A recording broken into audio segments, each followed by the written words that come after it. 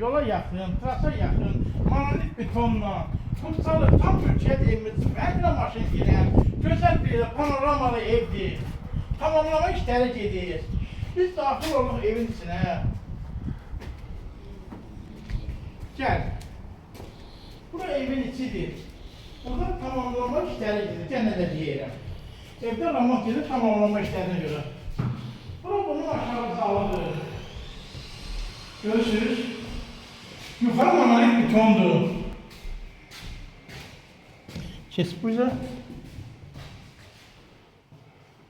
Burası salon zildi. Buranın kuklasıdır.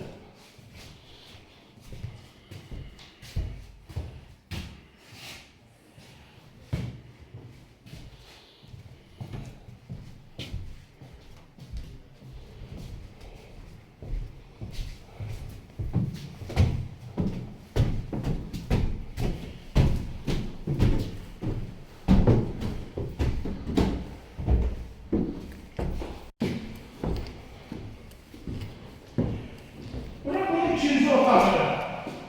Evler ışıklı, güzel. Çok qəşəng, boşa dar. Bura bunun üçüncü otağı. Çok güzel, çok qəşəng.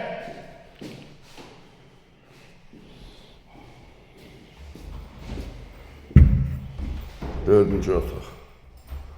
Bura bunun dördüncü otağı.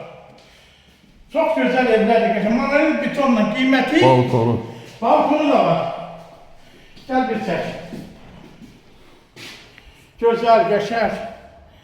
Kıymeti 95 minə deyirik. Razılaşma yolu da var. Buraya kadar. Zəng edin abonetimizə 077 558 04 44'dür.